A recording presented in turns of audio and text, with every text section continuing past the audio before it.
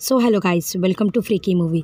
आज हम देखने वाले हैं साल 2010 में आई एक सर्वाइवल ड्रामा थ्रिलर फिल्म जिसका नाम है 127 जिसे लिखा और डायरेक्ट किया था डैनी बॉयल ने। तो आइए मूवी को स्टार्ट करते हैं। तो मूवी के स्टार्ट में हम एक लड़का दिखाया जाता है जो अपना सारा ज़रूरी सामान पैक कर कर कहीं जा रहा था। उसका नाम था एरन रैल्स्टन, जो बाय प्रोफेशन एक इंजीनियर था पर वीकेंड पे हमेशा हाइकिंग के लिए जाता था। उसे जाना था ब्लू जॉन कैनियन, जो कि था यूटा में, और ये सब एडवेंचर वो अपने कैमरा में शूट कर रहा था। और ये है वॉल पेंटिंग जो उसे ब्लू जॉन कैनियन में देखनी थी। फिर वहाँ पहुँचने पर वो गाड़ी पार्क करके वहाँ गाड़ी में ही सो जाता है। फिर नेक्स्ट डे होता है वीकेंड, जो कि था सैटरडे। सुबह होने पर एरन अपनी साइकिल पे ब्लू जॉन के लिए निकल जाता है। फिर हम देख सकते हैं कि ब्लू जॉन कैनियन यहाँ से कितनी दूरी पे है। बहुत दूर जाने के बाद वो एक जगह रुक जाता है और पानी पीकर सब कैमरा में रिकॉर्ड कर रहा था। फिर से वो अपनी ट्रैवलिंग चालू कर देता है, पर तभी अचानक वो साइकिल पर से गिर जाता है और ये मूवमेंट भी वो अपने कैमरा में कैप्चर कर लेता है। इस पूरे इलाके का नाम था हॉर्शू कैनन, और हॉर्शू कैनन से ही वो आगे ब्लू जॉन कैनन तक पहुंच सकता है। फिर एक जगह साइकिल पार्क करके वो सारा जरूरी सामान लेकर वहां से चला जाता है। फिर वहाँ एक चट्टान पर चढ़कर वो रास्ते का अंदाजा लगाता है। तभी अचानक उसे वहाँ दो हाइकर दिखाई देते हैं जो कि अपना रास्ता भटक चुके थे। उनके हेल्प करने के लिए वो उनके पास चला जाता है। उनमें से एक लड़के का नाम था क्रिस्टी और एक का था मेगन, और उनके पास का मैप देखकर एरन उन्हें सही रास्ता बता देता है। पर एरन का फेस कवर होने की वजह से वे दोनों उस पर ट्रस्ट नहीं कर रही थी। फिर एरन अपना फेस रिवील करके वो उनको अपना इंट्रोडक्शन दे देता है और इन तीनों में जान पहचान हो जाती है। फिर तीनों भी वहाँ से निकल जाते हैं। फिर बातें करते हुए एरन उन्हें सही रास्ते पर लेकर आता है, जो कि थी एक नैरो सी गली। पर जाने से पहले एरन उन्हें एक सरप्राइज दिखाना चाहता है, तो वो दोनों सरप्राइज़ के लिए मान जाती है। पर इस सरप्राइज़ के लिए उन्हें क्लाइंब कर कर जाना था, और हम देख ही सकते हैं कि ये सब काम सिर्फ एक हाइकर ही कर सकता है। और तभी बातों बातों में एरन अपने हाथ छोड़कर नीचे स्लिप हो जाता है। ये देखकर वो दोनों लड़कियां चिल्लाने लगती है और घबरा जाती है। फिर हम देखते हैं कि एरन एक अंडर वाटर पूल में था और यही था उसका एक सरप्राइज। एरन की आवाज़ सुनकर वो दोनों लड़कियां राहत की सांस लेती है। फिर एरन उन्हें सेम उसी तरह नीचे आने के लिए बोलता है। फिर हम देखते हैं कि उसी तरह क्रिस्टी नीचे आ जाती है। हाइकर होने की वजह से क्रिस्टी ये मूवमेंट बहुत एंजॉय कर रही थी, और लास्ट में मेगन भी वहाँ से कूद कर नीचे आ जाती है। और वहाँ एरन ये सारी मूवमेंट अपने कैमरा में कैप्चर कर रहा था। एंजॉय करने के बाद वो तीनों भी वहाँ से निकल जाते हैं। फिर एरन उन दोनों को बताता है कि ब्लू जॉन नामक एक आदमी के ऊपर से इस वैली को ब्लू जॉन कैनन नाम दिया गया है। एक लास्ट टाइम सेल्फी निकालकर वो दोनों एरन को कल के होने वाले पार्टी के लिए इन्वाइट करते हैं। एरन उन्हें हाँ बोलकर अपने रास्ते चला जाता है। वहाँ वो ब्लू जॉन कैनन तक पहुँच चुका था। फिर हम देखते हैं कि वो उस पतली गली में जाने की कोशिश कर रहा था और वहाँ किसी तरह नीचे कूद जाता है। फिर नीचे कूदने पर वो अपने कैमरे से उस सूखी लकड़ी का फोटो निकाल लेता है और फिर आगे अपने रास्ते चला जाता है। हम देख सकते हैं कि कितनी पतली गली से गुजरते हुए वो वहाँ से जा रहा था। फिर वहाँ एक पत्थर के नीचे से वो एक पतली गली में घुस जाता है।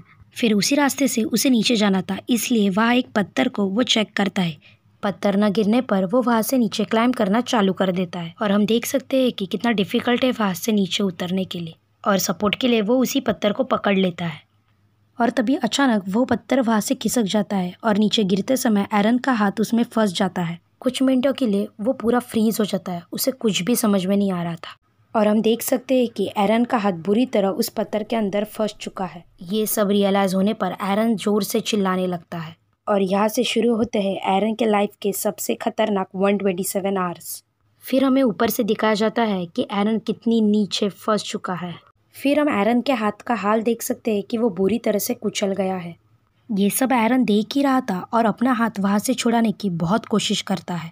बहुत कोशिश करने पर भी वो पत्थर वहाँ से हिलने का नाम ही नहीं ले रहा था। इतनी सारी मेहनत करने के बाद वो बुरी तरह से थक जाता है और बॉटल में से पानी पीने चालू हो जाता है। पर तभी उसे रियलाइज़ होता है कि उसे तो पानी बचाना है, क्योंकि उसे पता नहीं वो यहाँ कितनी देर तक फंसा रहेगा।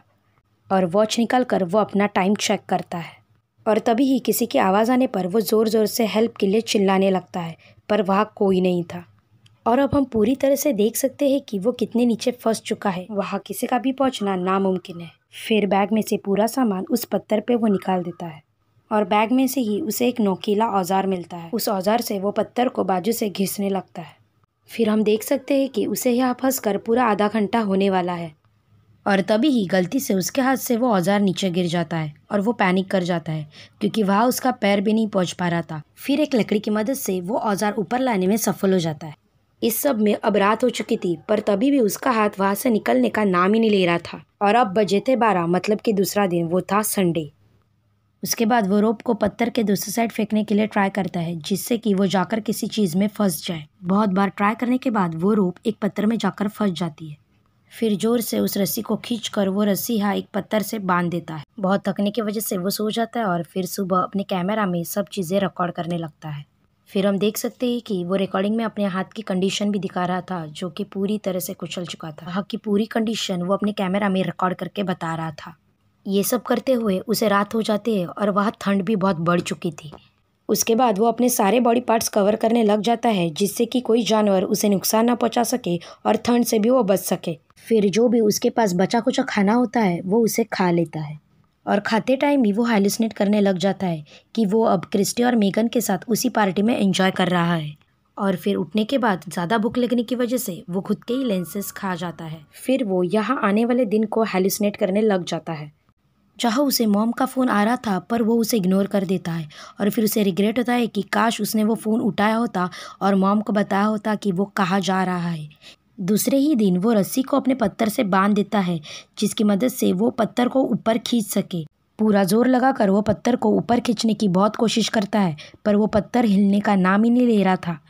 फिर हम देख सकते हैं कि उसे बहुत प्यास लगी थी और तभी उसे याद आता है कि उसने एक जूस की बोतल अपनी गाड़ी में ही छोड़ दी है। फिर जो भी बचा कुचा पानी था वो पी लेता है और अब उसके पास पानी भी ख़त्म हो चुका था।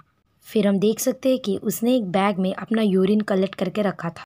उसके बाद वो अपने हाथ को टाइट कर कर उसके ऊपर कट्स करने लग जाता है, पर वो औजार कुछ काम का ही नहीं था। उसके बाद वो फिर से रिकॉर्डिंग करना चालू हो जाता है, जिसमें वो अपने हाथ की कंडीशन भी दिखा देता है। तभी अचानक वो अपने पुराने दिन हैलुसिनेट करने लग जाता है, जहाँ वो कैमरा में अपनी छोटी बहन की रिकॉर्डिंग कर रहा था। और अचानक जोर से बिजली कड़कने पर वो डर जाता है और तभी हम देखते हैं कि पूरी तरफ बादल छा चुके हैं और बारिश आना भी चालू हो चुकी है। और थोड़ी ही देर में कैनियन में पानी भरना चालू हो चुका था। ज़्यादा पानी भरने की वजह से वो पानी में डूबने लगता है। पानी फुल फोर्स में होने की वजह से तभी एरन पत्थर को जोर से धक्का मारता है, तो पत्थर पानी में तैरने लग जाता है और उसका हाथ भी पानी से बाहर आ चुका था। और हम देख सकते हैं कि उसके हाथ की कितनी बुरी कंडीशन थी।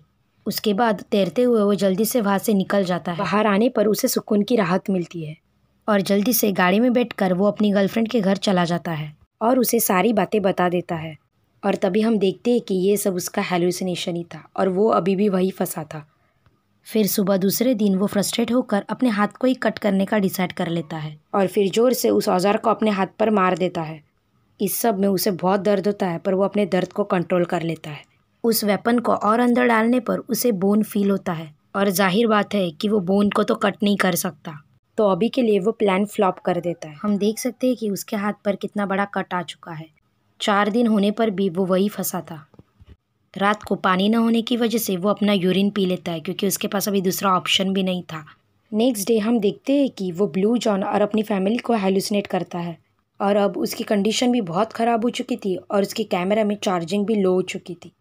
यहाँ से बाहर निकलने की अब वो उम्मीद ही हार चुका था। उसे लग रहा था कि ये क्रैक ही अब उसके लिए बना था, मतलब कि उसकी पूरी ज़िंदगी यहाँ कैनन में आकर ख़त्म होने वाली है और उसकी मौत यहाँ कैनन में पहले से ही तय थी। अब वो ये सोचने लगा था कि वो यहाँ से कभी भी नहीं निकल सकता और इसीलिए वो उस पत्थर पे अपना नाम और वहाँ रिप भी लिख देता है। तभी वो अपने फ्यूचर सन को हैलुसिनेट करने लगता है, जो कि उसे उम्मीद देता है कि वो यहाँ से बाहर निकल सकता है और उसकी भी ये फैमिली सच्ची में हो सकती है। इस उम्मीद की वजह से उसमें पूरी तरह से जान आ जाती है और यहाँ वो तड़पते हुए मरना नहीं चाहता।